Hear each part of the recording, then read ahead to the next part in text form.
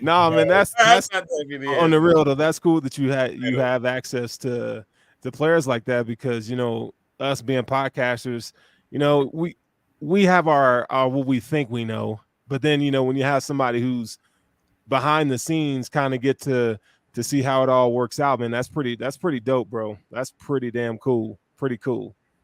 Blessing, man. Yeah, we love to see it. We love to see it. Go ahead and jump it off.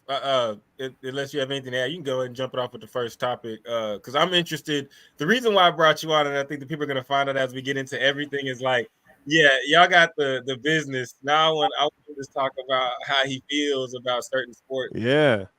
All right, let's do this. So we're gonna kick it off with some NFL talk. We got Justin Fields trade rumors. Justin Fields, the polarizing quarterback for the Chicago Bears, who we think he's talented. He's got some pretty good talent. But the problem with Justin Fields is he's had 3 head coaches and 4 offensive coordinators in his short time that he's been in the NFL. And it appears that Justin Fields might be on the move. Now, I don't know if you guys saw this earlier, but he was on a podcast with Quantum St. Brown and Amra St. Brown, who are brothers. And basically, he unfriended or unfollowed the Bears and the NFL. The ball right? Football. And, it's kind of leaving, if you're a Bears fan, you're kind of wondering, like, okay, what the hell's going on? And you heard a lot of rumors about your boy with the fingernails. Man, we gotta say your boy. Hey, as long as he can throw the ball like he can throw the ball. See, if you have a chance to get Pat, then not Pat, but if you have a chance to get Caleb, then you see what happened there. I even mixed up his name because he's so similar. The boy is a star. But if you have a chance to get Caleb, I think Pat Mahomes. No, not as far. No, who is?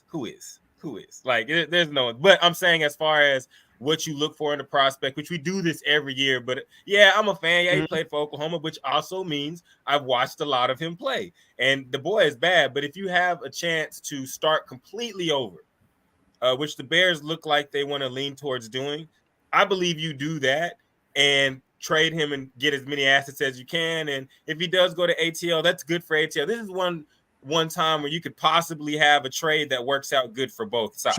Sure. He goes to Atlanta. He's closer to home. He's going to be able to start new in the system with a coach that's going to work with him, do what he does well.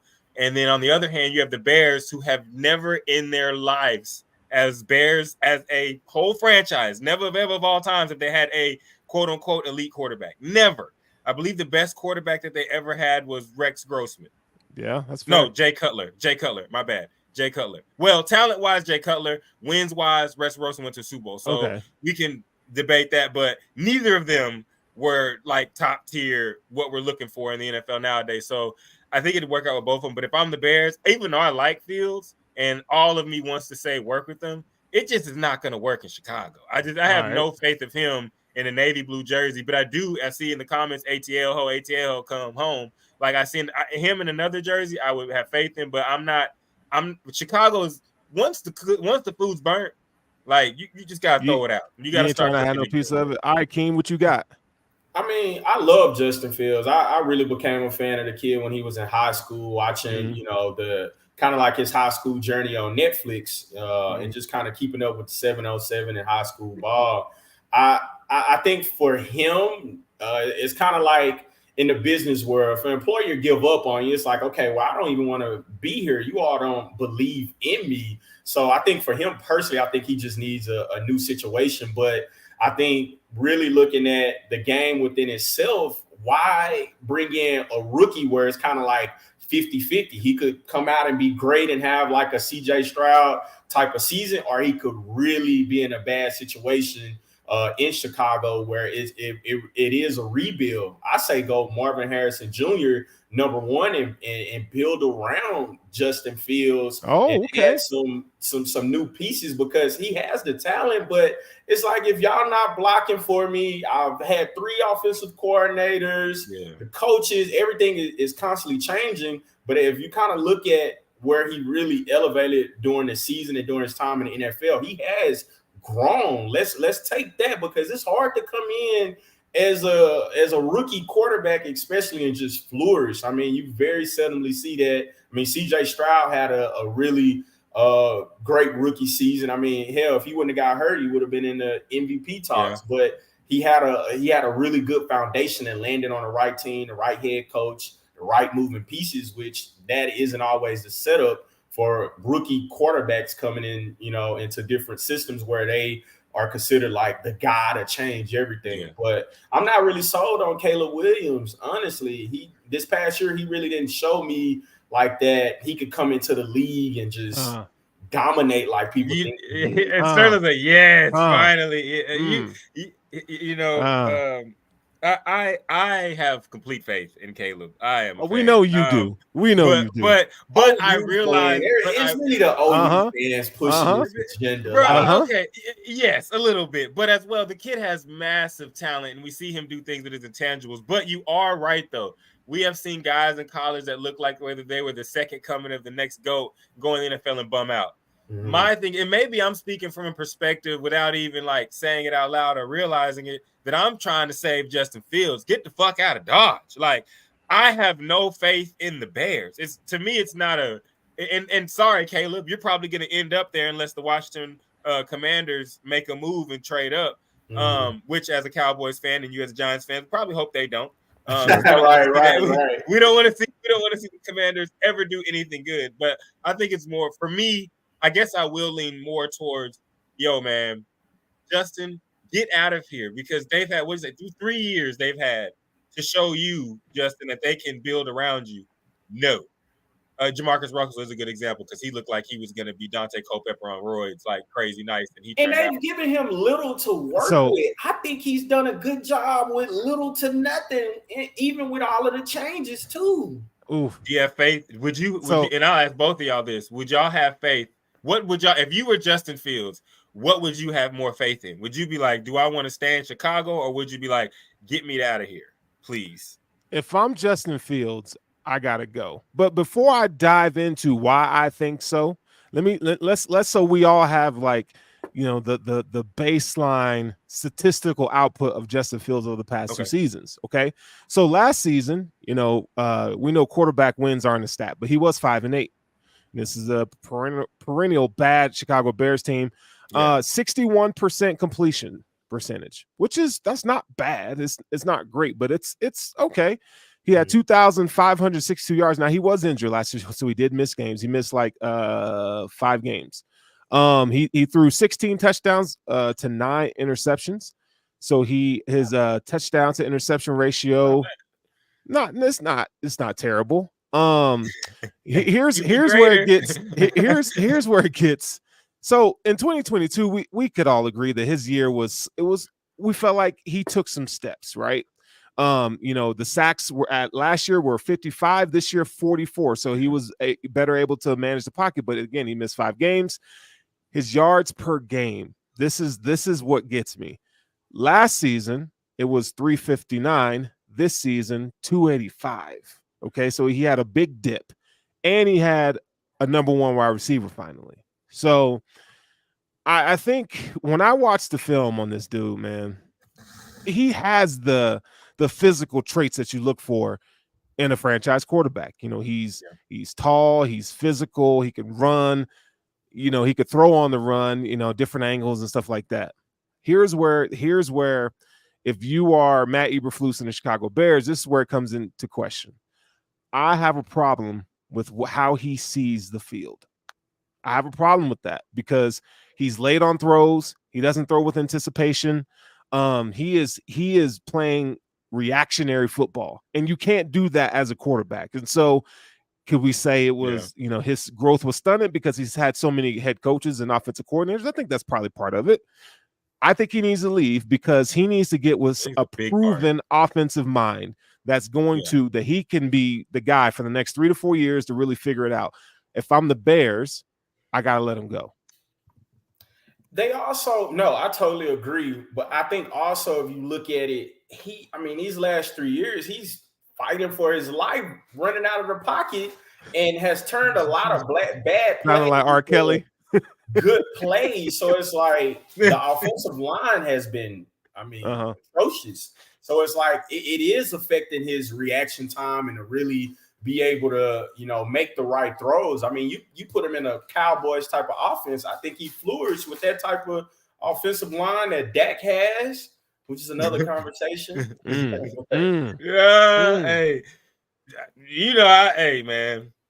Yes, I agree, but no, I think you do make a good point. I think with the stat drops, I think we see that and people automatically look like, is that Justin? And I think everybody that watches this team, when we just so happen to see them on Red Zone, or nobody here is a Bears fan, but when we watch this team play, I think all of us can see that this kid is talented, but this team just for some reason can't do right around quarterbacks. And maybe they do need to draft the overall just Superman quarterback that we hope maybe Caleb Williams, or in the next coming months they'll try to tell you that Drake May is, or that Jaden Daniels is, which he might be better than all of them at the end of the day. But like I just think you got to save your career and save your team, and so start over for both. It's the best option. Because it's not working. Like what Keem said is right. It's just we watch the offensive line. They can't block. You got a number one receiver. Can't get him the ball. Can't get the other talent the ball. Like it's kind of just like it's just not working. Let's just start over. Yeah. The relationship is. She's not the one. You know what I'm saying? Right. She's pretty. Everybody's like, yo, she's dope. But you're like, man, y'all know what it's like at home. It just ain't like, and you just gotta let it go, man. Yeah. Right. It's definitely not one of those situations where you gotta see it through, my boy. You gotta let her walk. You gotta let her walk. All right, so it is not cheaper to keep this one. Man, let it go. You can't save them all, dog. You cannot save them all. So I don't know if you guys saw this, but there was a fight. There was a fight in college basketball, and first of all, I gotta ask y'all the question before we jump into this Texas A&M Incarnate Word business. Have y'all been into a full out fight on the basketball court? I have. No, I have not. back in high school, man, I played at South Oak Cliff my freshman year of high school. We play a away game in like Mesquite. And we get into like a brawl, and that was probably like my only team brawl. It got broken up, but man, Coach Mays, who's probably one of the greatest high school basketball coaches in Texas, for sure. But I mean, he was so mad, man. I think we went a few days without even dribbling the ball because he was just so like, y'all have to have more composure and class than that. It's bigger than you. We cleared the bench and just really we showed our ass, man. But he was not proud, and that was kind of like the real thing as a teenager. It's like, man, you really got to watch yourself and understand. Like, I mean, they could have took your eligibility, they could have done a lot of different things, but really thinking about your team, your coach. Your school, who you playing for, before you just go out there and make decisions like that. Well, you make a good point, because these two teams weren't thinking about nothing but throwing them hands. So Key, it's safe to say, Key, Incarnate Word, it's jumping sometimes. We've been out there. I've been out there. Right. San Antonio. It's in San Antonio. Yeah, it is. I've been there too. I've been there too. And this is a liberal arts Christian school, right? So that's what blew my mind. But these niggas, they didn't. Some of them boys from the trenches, all right, they done took the church bus. They went and recruited some dogs. They went and got some dogs, because some of them cats was slanging them things, bro. They praise Jesus and throw them hands, bro. Stop playing. So when you see stuff like that, man, it's like, okay, like it's funny, right? But what kind of message, it's like, what kind of message does it send? And then on top of that, if I'm out there, if you're out there, are you swinging too? What's your thoughts on that? I think there's two roads that have to be. There's two roads that have to be taken. First, if for your the last part of the question, if you're on the team, yes, you are, because it's a team. You practice together, you win together, you lose together, you die together. Like, it's not nobody. You don't want your teammate to be like, man, you the only one didn't swing. Now the locker room is like, man, damn, I gotta swing, because if we go back to the locker room or we just chilling, they like, man, you ain't even look. We were watching this on ESPN. Look, you right there. He hit me. You ain't even see me. Exactly. Right. And if I got a if you're on story the when wrong y'all are team, done. I got a if you're on story the for wrong, y'all. even if you're on the wrong team, you might get beat up when you get back in the lane. Might jump you. Like we didn't see you fighting. Now you gotta transfer. Now you gotta put your name in the portal. Yeah. So on that side of the team side and the strictly sports side, yes, you have to, because you have to fight and ride and die with your team. On the other side of just the outside spectrum of all of us looking at how sports is supposed to go, which is going to go to one of our bigger points. No, like Keem was saying earlier, it's bigger than you. Mm-hmm. It's one L. You have to hold your L's. The thing in sports about when you lose and you have to, it makes you get better. So you hold your L, you get better, you come back, and you're supposed to learn from it. You don't get to fight. You have to figure out another way to win. If you want to fight, there's a boxing gym, there's MMA gym. So I just think two things can be right at the same time. But I will say this, and this may be a bigger question for both of y'all to answer. Why are we still doing handshake lines?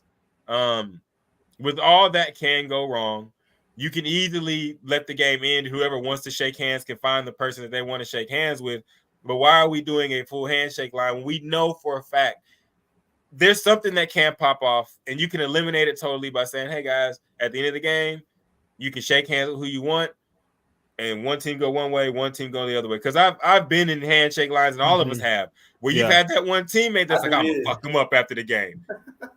Like that's, and you're just like, and you're like, bro, like why, there's no reason for this. But some people get, and you know this, both of y'all, some people, when it's competitive, and then when it's real, like a real game, not like some like shit at the rec, like people at the rec go crazy. But if you're at like people get real competitive, their life is into it. So I just don't think that they should even have to shake hands after the game. But you can't fight nobody. But at the same time, if your teammate swings, yeah, you got to get up in there. You kind of locked in. I got a story for y'all though, real quick.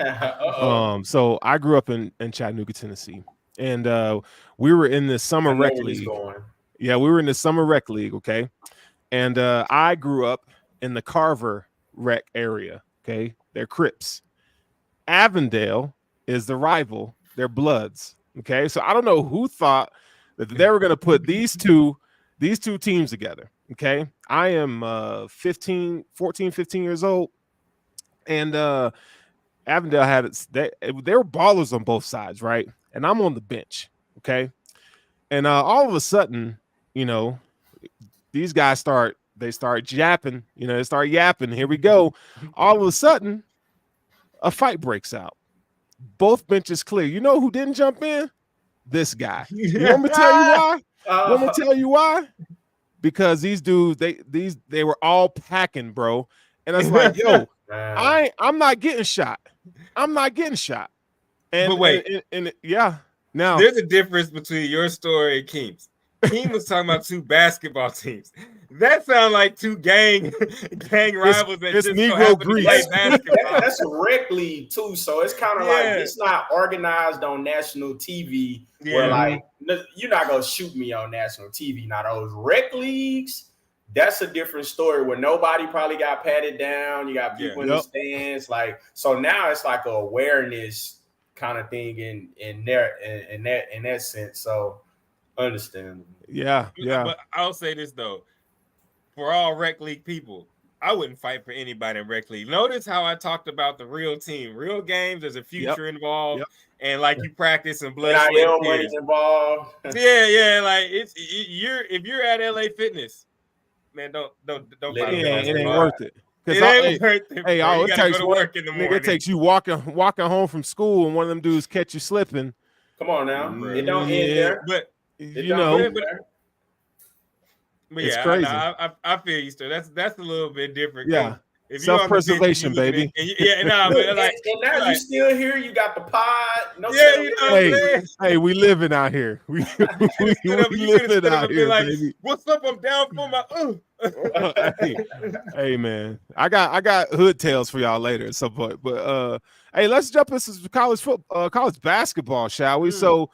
Now, it's February. We almost to March Madness, man. And, Russ, you and I talked about these number ones been falling this season. Bruh.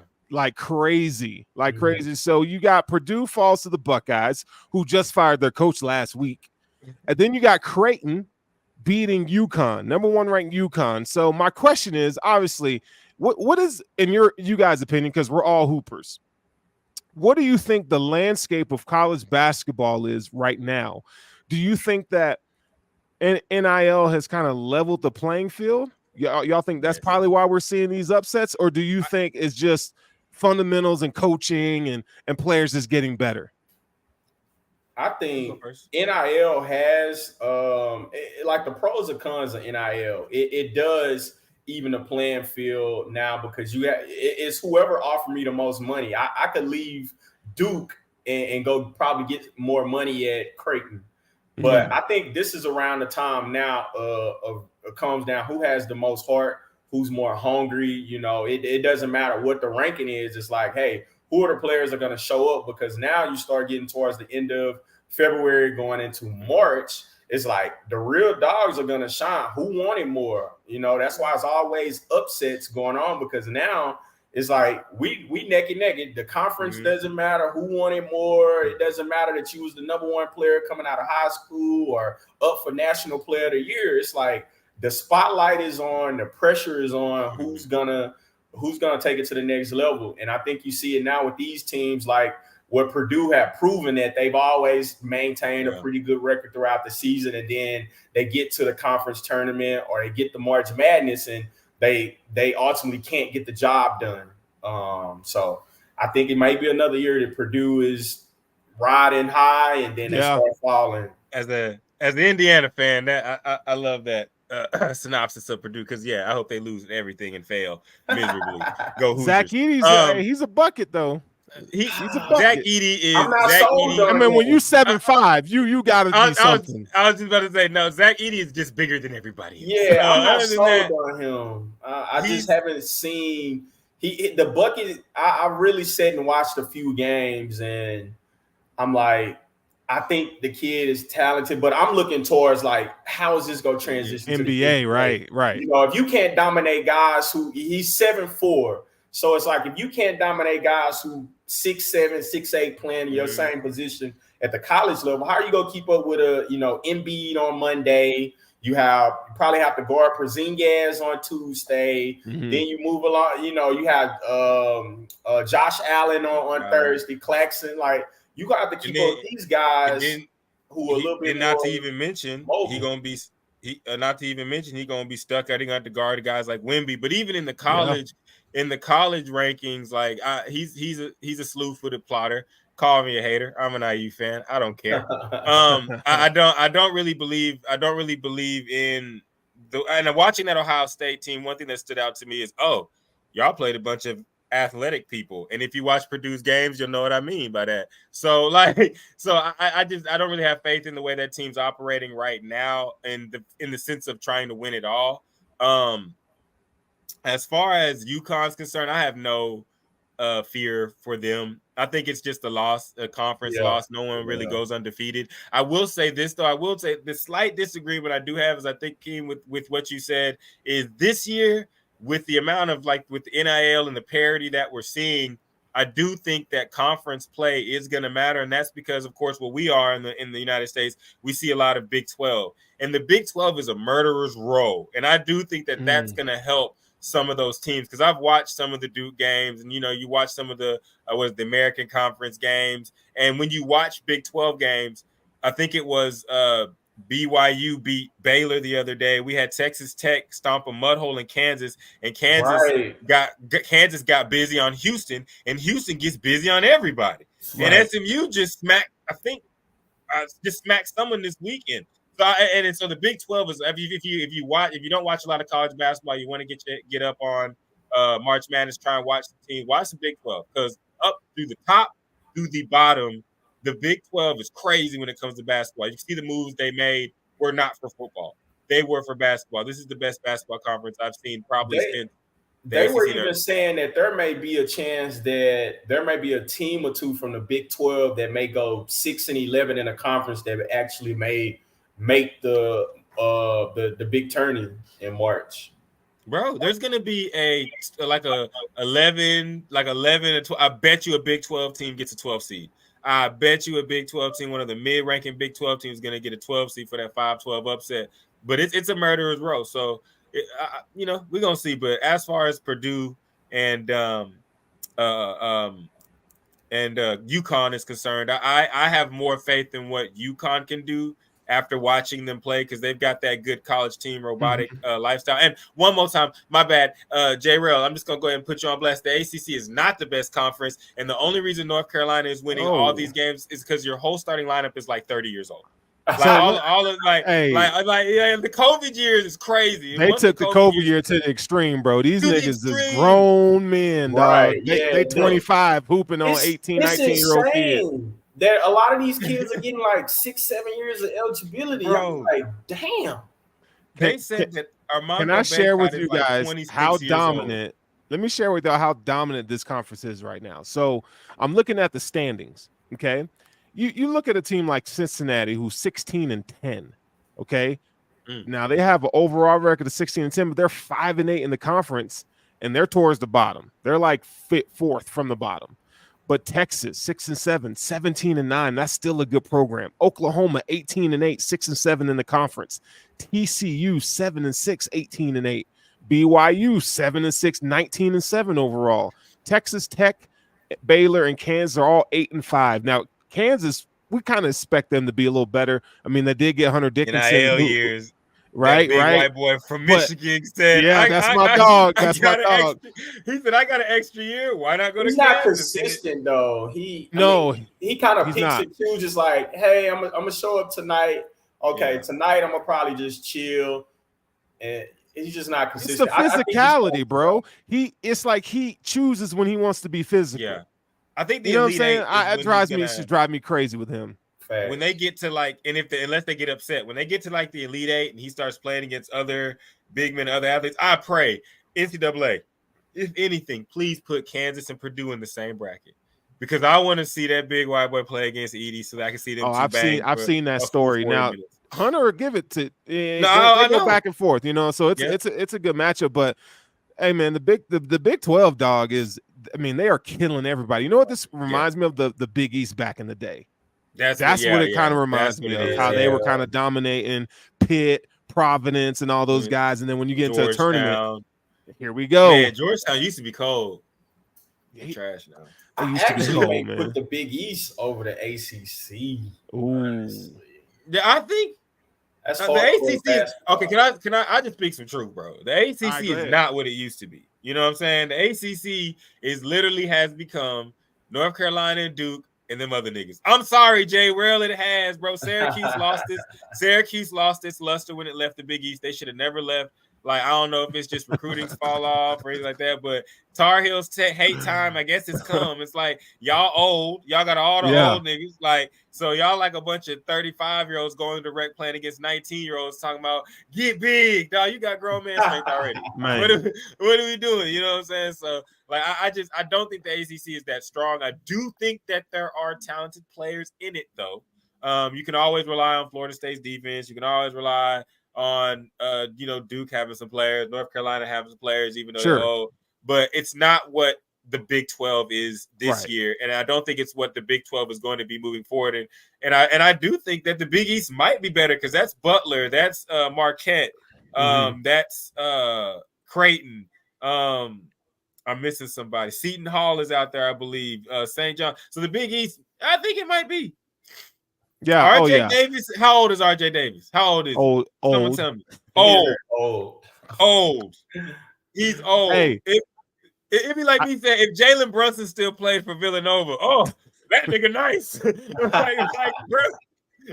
hey, go get a job. Like, you got your scholarship, you done graduated. Go get a job. Yeah, it's time to hit the corporate world at this point. It is, man. It is, man. That's a lie. 21. And the SEC is better than the ACC this year, anyway. So they gotta chill with that. My bad to the SEC, because Kentucky has a sneaky good team this year that plays very well in the clutch. And so shout out to them. I believe Tennessee, Rick Barnes is still doing his thing over there. But March, I will say this, and y'all, and correct me if I was wrong about any of those, but y'all can dispute this if you want. But I think that this year is going to be the best March Madness that we have seen in a while, with all the parity and all the good teams that we have. I don't know about that one. I probably have to disagree because we've seen better college regular seasons going into March Madness. I haven't been very impressed with this regular season, but however, we know March is always going to be live because now it's for all of the marbles. Right. Want to go home. Everybody's going to step up and bring their best game, and we're like we see every year. There's going to be some upsets. So I'm looking forward. And I love that aspect of March Madness. Selection Sunday. Huh? Selection Sunday. That's what I'm waiting on. Once we kind of see what's the seeds and pairings, that's where we go. Oh yeah, and while we're talking, I almost forgot, King. You have to be a part of it this year because every year I do a March Madness little group in the ESPN March Madness, and the winner gets $100. And so, but I will say, people that I know, we got to stop losing to random niggas on the net. I done given $100 to people that I don't even know that have beaten our ass every year. So people that I know that come join, I'd rather get $100 to you. Instead, I'm giving it to someone that lives somewhere. I don't even. Last dude hit me up, bro. King. Last dude hit me up and said, "Where am I, honey?" I don't even know. He was from like Kansas or something, bro. Man, I probably would have had to say, "Man, look, I don't know you, man. Come get it back in blood." But it's that nigga show up at the doorstep like, "Yo, where my shit?" I didn't even know you was in Texas, man. Here, man. What's up? Hey, I'm gonna give you an extra 20. The boys look up to my IP addresses. Ding dong. Oh, what the fuck? Like, but it's a fun little competition that I do. You know what I'm saying? So I'm gonna give out the little, link when it does come. But March Madness is coming. Hope everybody watches and bet Big 12, man. That's all I'm gonna say. Bet Big 12. So I got a quick question for y'all about college basketball, real quick. Right. There was a time where college basketball was player driven, like. You had like these iconic, like mainstay players in college basketball. Okay. Now, because players, the NIL and players leaving, going to the NBA and stuff like that, we really don't see these players kind of develop. So right now, it does seem to be that college basketball is more, I even hate saying this, but it's team driven than player driven. My question to you guys is, where do you stand on that? And also, like, how do you, from a betting standpoint, because Keem, you're a bettor, right? How do you compensate for that for those who are listening who are going to play some bets for March Madness? How do you compensate for that equation when trying to bet on these games? It's tough because you look back, like if sports betting is what it is, and I literally just got into it once I left the NBA where I'm eligible to bet. But looking back, it's like, imagine if you would have put KD or Mike 10 rebounds over for Mike Beasley. Like, that's covering. Yeah. But nowadays, I think these kids are so inconsistent and not really hungry to win, because you look back, those guys were like, there isn't any NIL money. You probably, some guys are probably getting a little bit, paid under the table, but it's still like, I'm trying to get to the league. I want to dominate. They're going to consistently perform well. Mm-hmm. Now it's kind of like the kids are getting so much NIL money. It's like, hey, I may show up, I may not. Who cares? I got a $300,000 NIL deal. Like, I'm getting paid, so who cares? Whether we lose or we don't.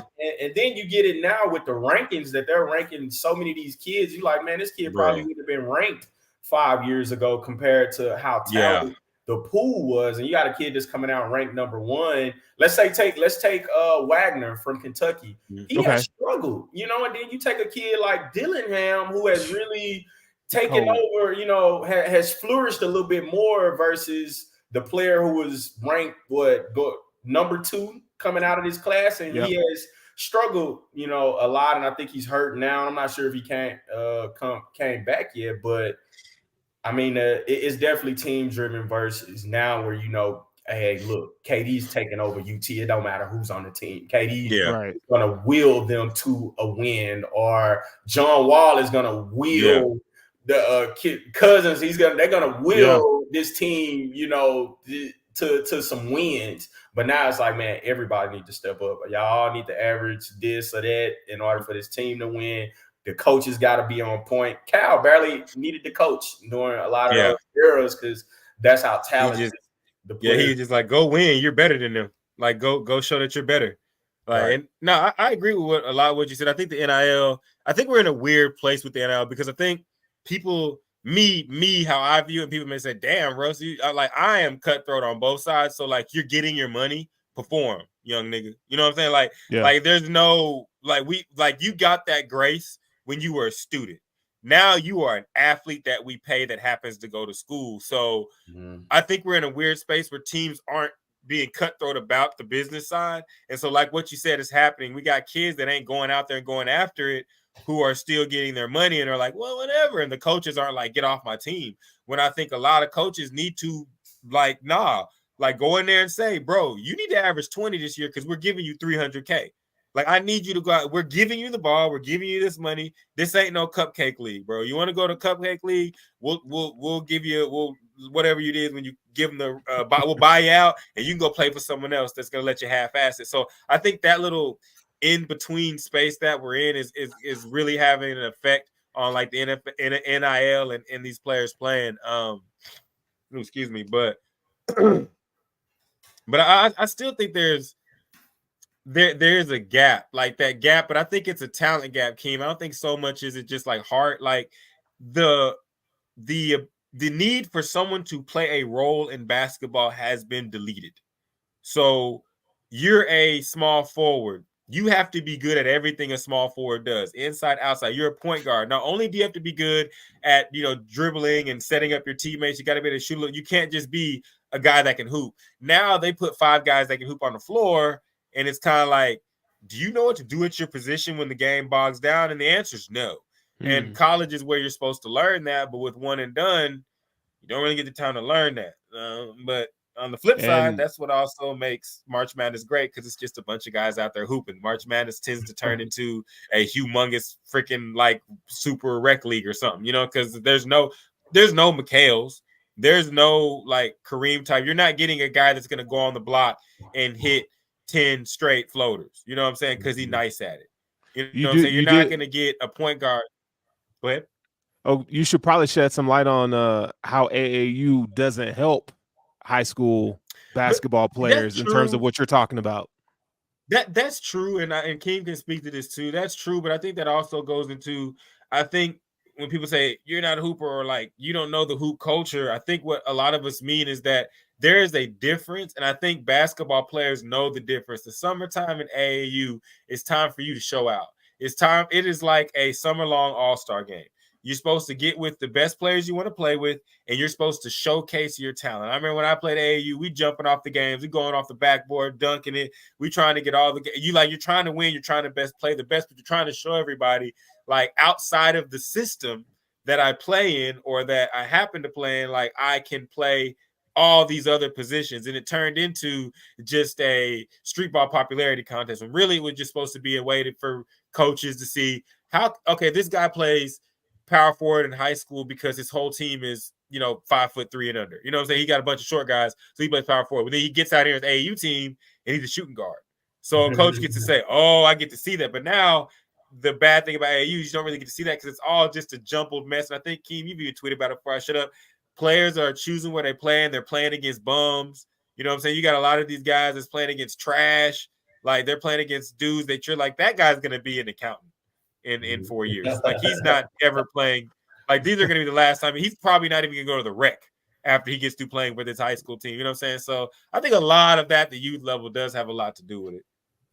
Yeah, I agree because I've been going to, AAU games from 6 and under all the way through the high school and just really just looking at basketball. Even in the high school, just went to a high school playoff game last night, and the kids, it depended on the coach. If you try to translate the same thing what you do in AAU and high school ball, it is really not going to work. And kids think, well, I'm ranked at this certain level when I get to college. It's like each level is going to require a different you. That's why a lot of the McDonald's All-Americans and a lot of the high-ranked kids, we don't hear about at the college level. And then some of the ones who may have been the top college players, they kind of probably start at the G League and then they fade out and we never hear about them again because it's like you're not truly working on your game and thinking about the next level. I mean, you're not a gym rat. I remember I'm like, these kids are not in the gym Monday through Sunday. It's like, well, we kind of choosing, I might go to the gym tomorrow, might, half-ass it in practice, and then, I'll be ready for the game. It's like, man, no, I can tell you're not working on your game. I can tell. I don't care about the rankings. I can tell that you are not working on your game and you're going to get exposed at the next level. And that's what's happening where it's like, okay, you may show a few highlights against a bad team and that got you a certain offer. And then once you get there, it's like, oh, he's really not like that when you put out there with a different level of talent and you haven't been working on your game. It's going to show.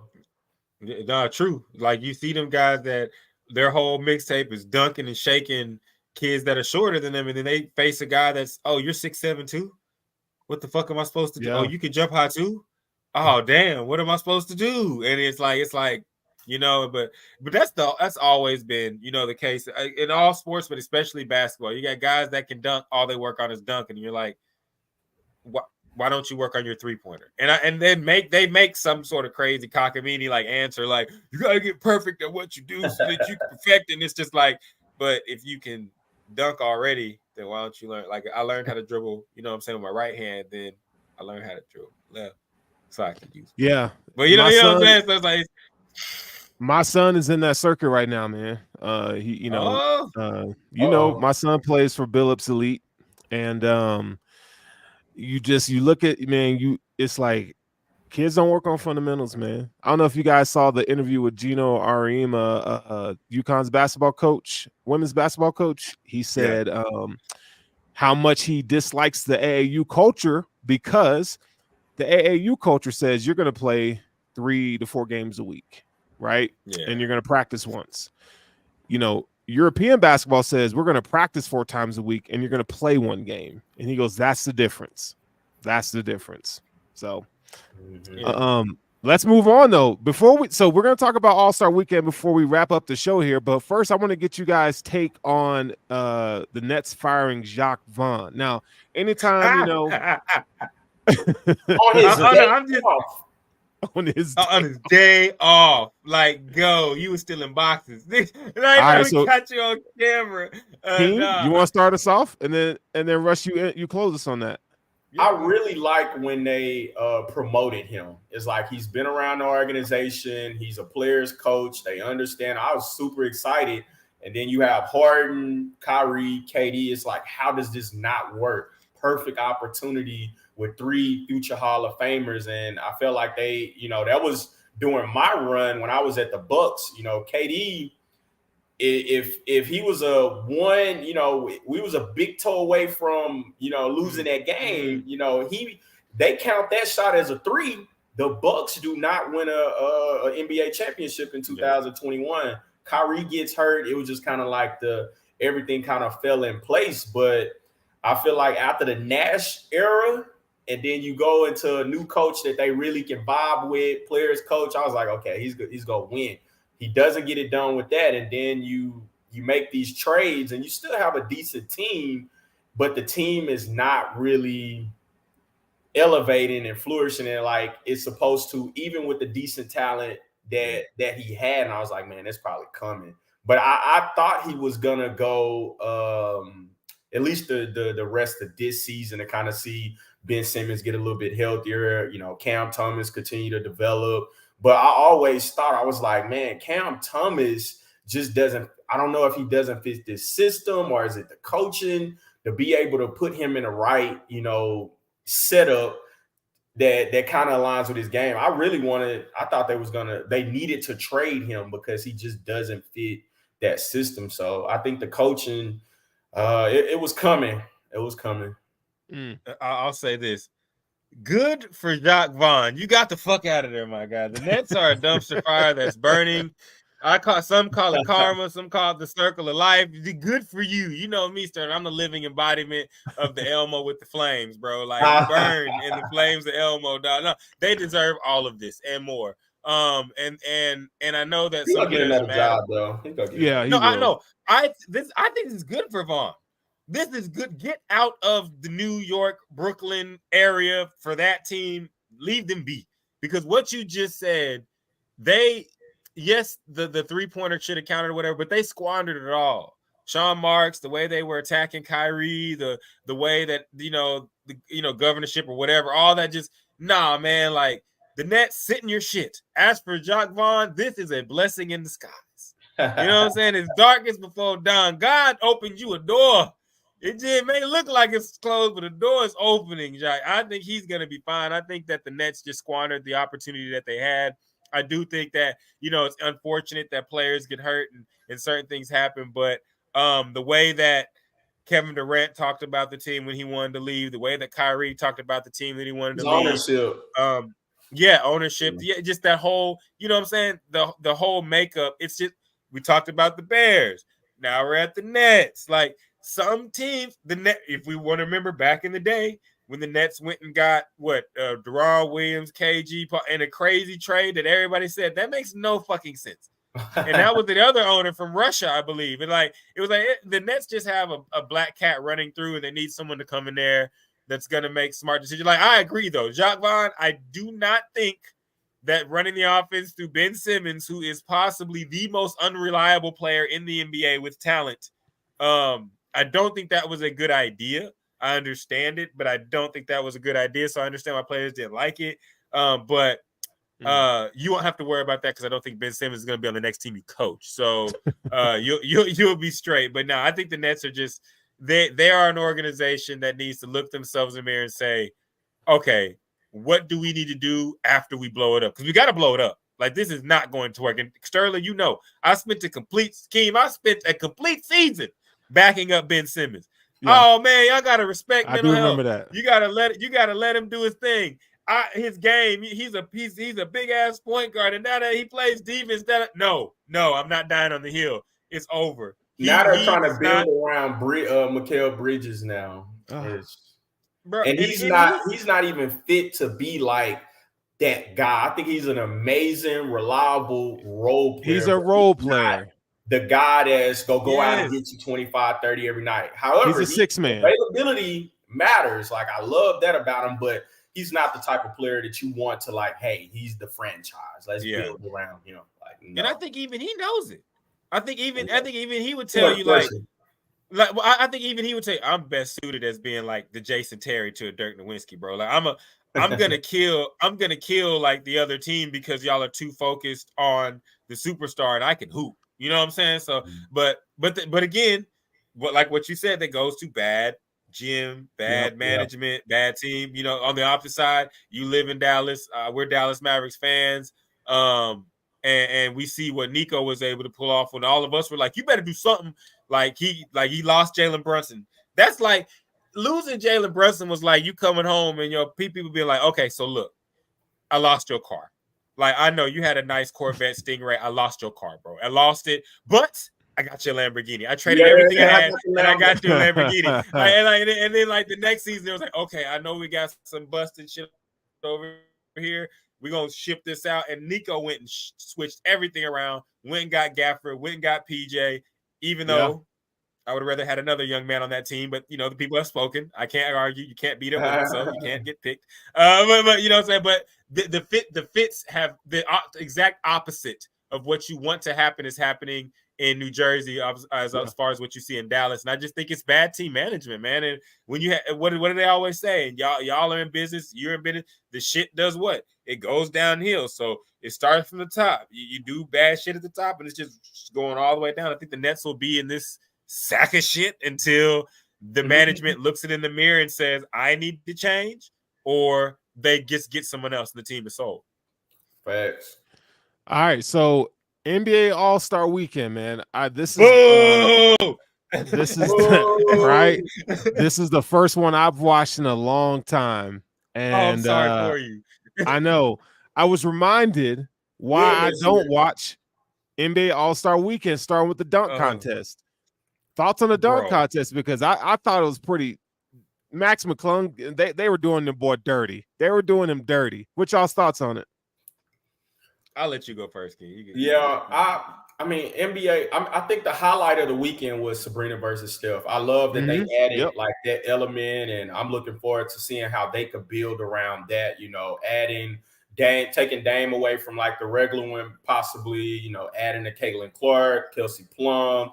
You know, it's in the Bay next year. I wouldn't mind seeing Steph and Clay. You know, against maybe Caitlin Clark, Kelsey Plum, however you want to. You know, Kelsey Mitchell on the WNBA side. I'm just naming some shooters, Arike, like they can really get really creative. Yeah, we're really creative with it, but there's nothing like the big stars. But I love LeBron, and I do have to agree. Is like when he started, you know, people follow suit. Once he started, like, hey, I'm not, you know, a part of it. Then all the big names like, oh, Brun, okay, he declined. If he's Can I say this though? not doing it, I don't want to do it. You know. But I got to interject and you continue. But Ken, we gonna have a back and forth though, because I know you've seen it. Because people that watch Bron is horrible at dunk contests. Nobody that watched him in 03, and I know what you're talking about, the gravitational pull he has. But my thing is like we know that he is not an entertaining dunker. My thing is he just needs to be in it though. He just needs to be in it. And I think he gets unwarranted blame because I think best when you get a good dunker in it, like Mac has shown, it don't matter where you're from. If you could do some tricky shit and dunk, people are gonna get live.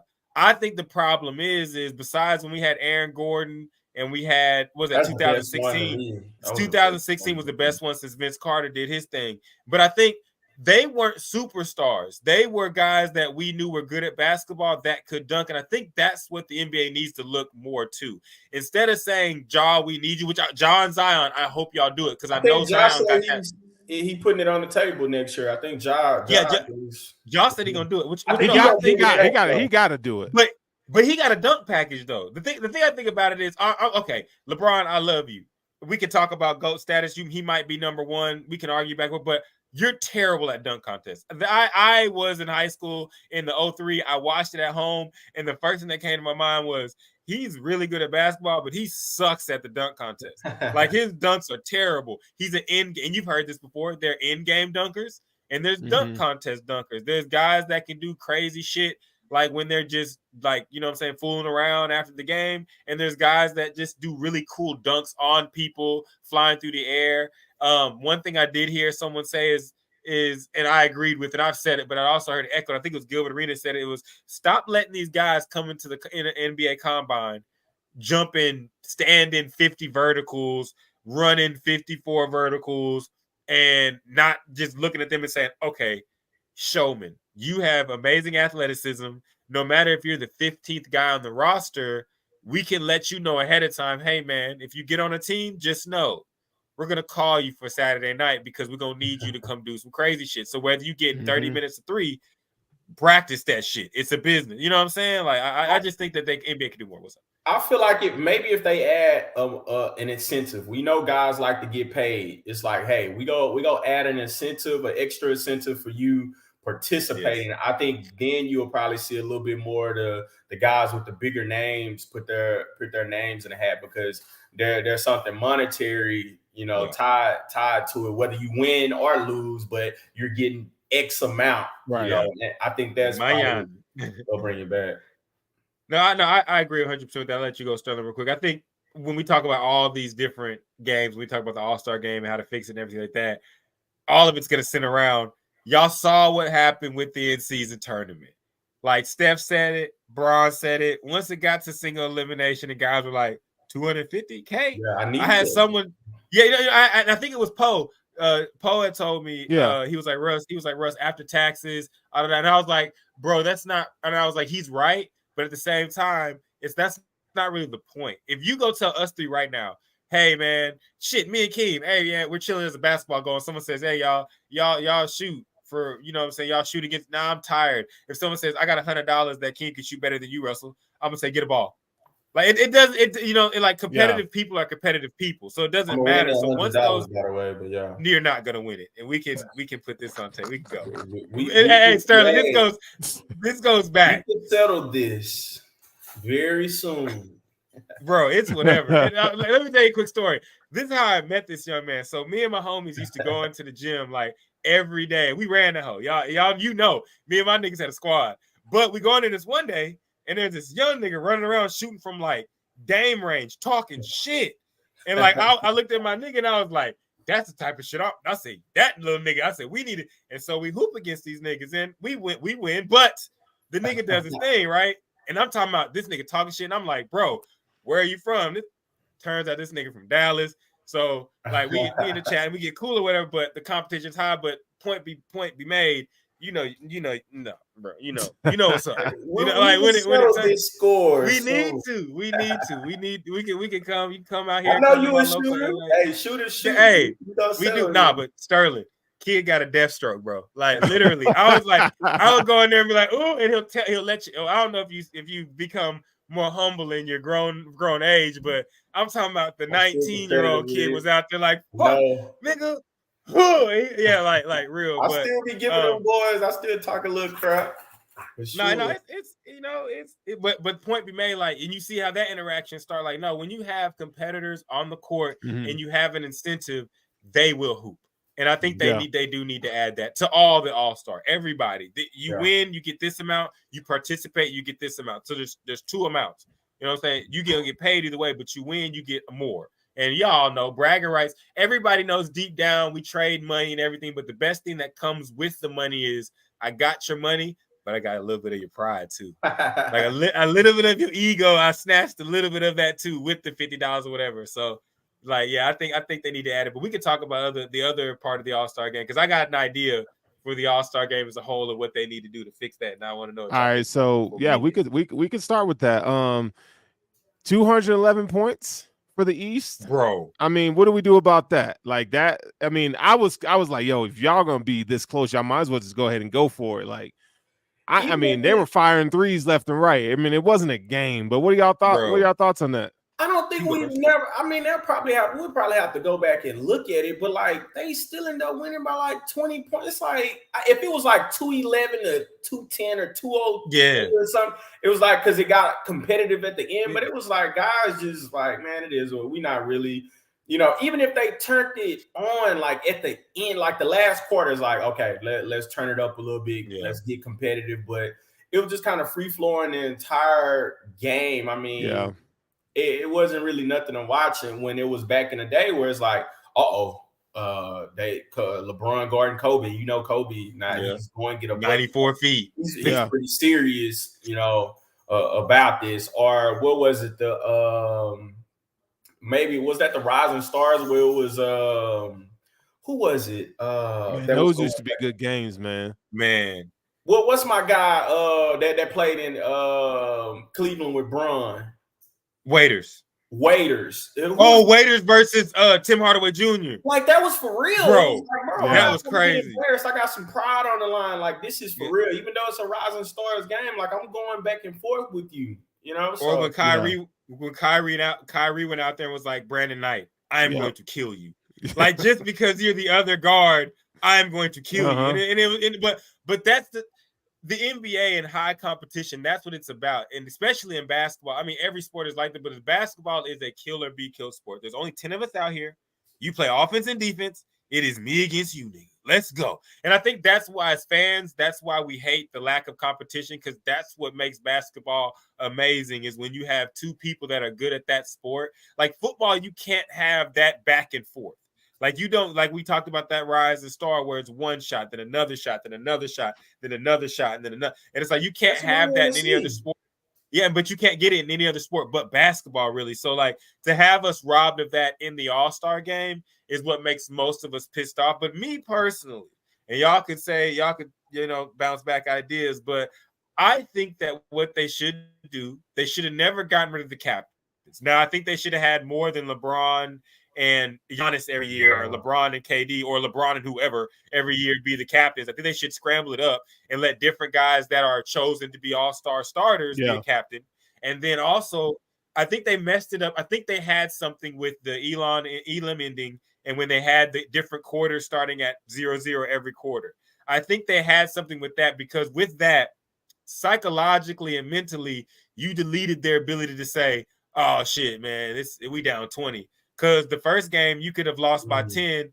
The second game you saw teams would win by like 20. Third game they lose by 10. Fourth quarter, oh shit, like you said, it's a close ass game. And then they're Elam ending it, so it's not a matter of who wants to stop playing first. They're going to say, "Oh yeah, first one to 135 wins," and you get that crazy shit between LeBron and Giannis and Anthony Davis, where everyone's like, "Nigga, in the game," because all of us play in court. You know what I'm saying? Basketball, where it's the first one to 15. So you're adding you're adding a level of know-how and knowledge from your fans. Your fans are like, we've all been in this situation where it's game point and you can't give up a point. And nobody wants to be that guy to give up a point. And they kind of took that away from us, and they went back to something that we saw was happening to this in the first place. And like one of the players said, like, I think it was, I watch a lot of the Gilbert pod. Gilbert was saying, you got a guy come up and rise from half and bang that. You got this nigga on that shit today. You know what I'm saying? Like, and like our thoughts might be otherwise of saying, my thought process would be like, oh, you hit it from half? We having fun today? I'm gonna guard you now. Let me see if you hit it from half again. Yep. And I think that competition is lacking, but I also think it's lacking because, and I'll stop at this and let y'all finish up. I think it's lacking because there's no win for these guys as I become pro player. If I win, I don't get any new money. I don't get any new notoriety. It goes further than that. And if I lose, y'all gonna tell me I suck compared to such and such. So I do think you can at least give them money so they can say, once we say you lost, you got done and pretty dirty, they can say, well, you know, I did lose, but I got the bag, so I can take the shit that comes with it. Because there's no what was that song Drake said? There ain't no awards for that. Like, there's no awards for going super hard in the All-Star game except for the MVP. And we all see that's any given night. I'm gonna sound like the resident old head, but everybody like each other. That's the problem. Back in the day, niggas didn't like each other. Like, you know, true.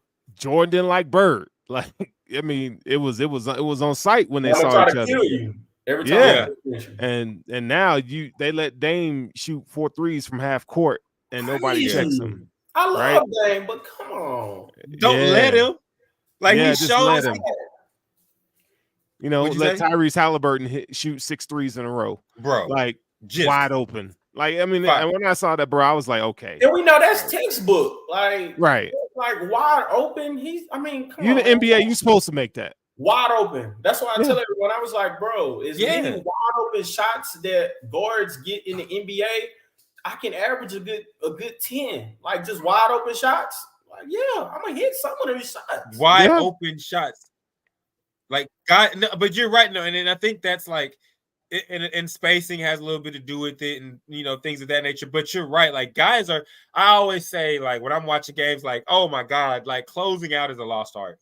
Like, the closing out that you see is terrible. And I mean, there's like rules that have, you know, guys kicking their leg out, trying to land in different spots, which I think rules have a part of it. But you're right, bro. Guys, it'd be one thing if you're seeing, like you said, a close 200-point game, but I don't want to watch y'all shoot 83 pointers. Like, y'all just shooting jumpers.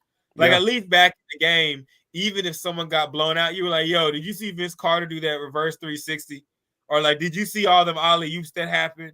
Or like that one year that Steph laid on the ground and Giannis jumped over him because Steph was like, I ain't getting dunked on again. Like, you at least had some like theater in it. This year was literally looked like a bunch of LA Fitness games rolled into one where the niggas just wasn't playing defense. Man, the defense has been pretty atrocious in the NBA in general. I tell y'all a funny story real quick. We lose. We at the Bucks, and this was 2022, I believe. No, this was 22, and we lose the second round against the Celtics. We up 3-2. I don't know if you remember it. It was 2022, 2023. 2021-22 season. So 22, we lose second round against the Celtics. We up 3-2. We blow the game at home. to end the series. Oh, I know. Boston wins the next two. We lose 4-3. And Coach Bud comes into the front office like a week later, just to kind of, again, man, thank everyone on the business side. We gave it our all. We'll, try again next year, blah, blah, blah. And they opened it up for Q&A. And I already had told everyone in the office, I say, on the HR side, I say, man, y'all know if Coach, when Coach Bud come, I already got a question for him. And it's going to be in regards to why the hell did we leave Grant Williams open as many times and Brook Lopez stayed in the paint? I don't know. Grant Williams broke Steph Curry record for most three-point attempts, and he was just in the corner just shooting wide open threes. He had almost 30 points that game. So that's how he got paid for the Mavs. That's how he got his check for the Mavs. Yeah, because it's like, okay, he can play defense. He's an undersized, but he's a hard nose. He gonna play defense, and he's gonna hit that corner three when he's open. So I'm like, damn, he had like 27, 30 points. Like, that was the difference, man. It's game 7. Why the hell are we leaving Brook Lopez just down? Just, he's not moving outside of the paint, and Grant Williams is shooting wide open threes. So he comes in, I'm like, what was the scheme, the game plan to leave Brook in the post? Wow. And, Grant Williams wide open. He has almost 30 points, which, led to us losing in game 7.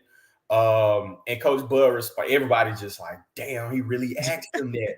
Coach Bud was like, we wanted to get Brook Lopez, some reps, for the game, but I'll die on that hill. But last question, I have to head to golf.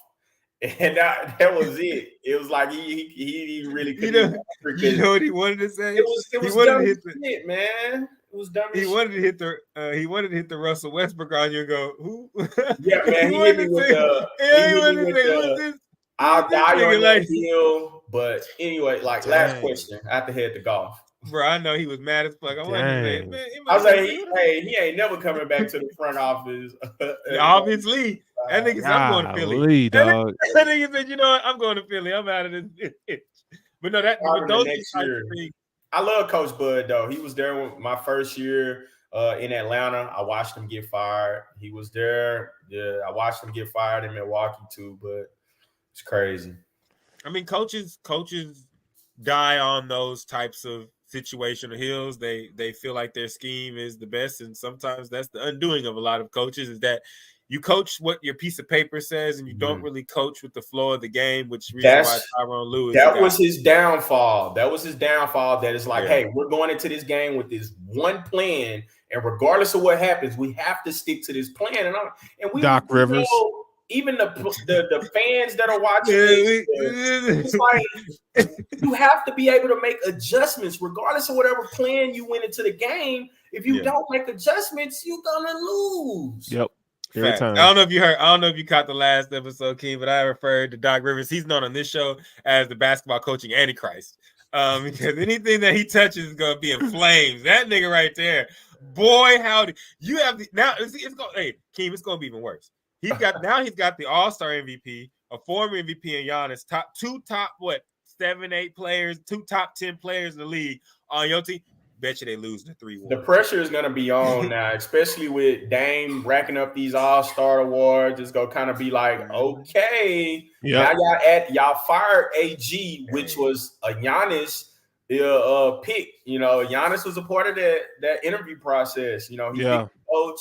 It's really like we're giving you everything in order to sign the contract extension. He got him re-signed, bought Chris back for an enormous pay, at his, availability and level right now. I feel like, we should have, Bucks should have moved away from Chris to get another piece in there. He's barely available, but they got Thanasis though. They got Thanasis. The pressure is on, man. The pressure is on for Milwaukee. It's really championship or bust. Like, I'm just laughing because niggas don't even take that serious. I said the Naz, he just laughed it up. Ha ha ha. Okay, so back to regular schedule. He cool people, man. That's what people like. He cool people, man. He's definitely a hard worker, around the organization for sure. hard worker. I know a lot of people troll, but he a good dude, man. For real. I wouldn't play him one-on-one. I think he smashed a lot of people one-on-one. Oh yeah, but absolutely. He's hilarious. in NBA. I think he's just that teammate that's just funny as fuck. Brian Scalabrine was that way. You know what I'm saying? Like he's just that teammate that's like, yeah, he's not the upper echelon of players, but he's hilarious. But go ahead. My bad. I just got sidetracked because I wanted to bring up. Oh no, you good. So as we're wrapping this thing up, King, man, you got anything you want to add? You want to plug anything before we get out of here? Man, no, I appreciate y'all. I know tomorrow starts the second half of the NBA. It's about 27, 29 more games for most of the teams. So we're about to see. Like, this is the final rosters are pretty much set for the most part. So we're about to see what towards this finish line. Everybody, the BSing is done. Playoffs start in April. So it's showtime. Looking forward to it. And then we have March Madness around the corner. I so know. A There's lot gonna be some of good shit coming up. Hoops coming, man. Hoops coming. So we're gonna keep the hoops coming, man. We're gonna be on the Hesi podcast each and every week on Wednesdays. Got my dog, Big 30 The Truth, Russ, Sports Plug Russ, and Keen, man. Thank you for being a guest. Anytime you want to come back and chill with us, man. It was great having you on. Love to have you come back and kick it with us, man. Yeah, next time I have to say, next time you come on, I need you to have a glass of wine, get you a glass of brown, and we're gonna get you in it. We're gonna get you dug into, because I want the people to, we need to have you back so we can talk about the blacklist. What happens when your favorite players let you down? Oh yeah, band. So I have a season band, and then I have a lifetime band. So my lifetime band list for players is getting pretty lengthy, man. Oh dang, yeah, we're gonna have you on for that. Then that's gonna be box office right there. We'll make a date for March Madness and some NBA playoff talking.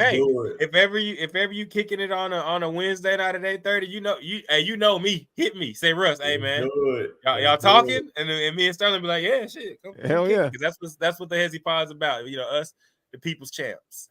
All right, man, that's it for the Hesi. We up out of here. Peace. तेरी यादों का तेरी याद में नहीं हाँ तेरी यादों का तेरी याद में नहीं हाँ तेरी यादों का तेरी याद में नहीं हाँ तेरी यादों का तेरी याद में नहीं हाँ तेरी याद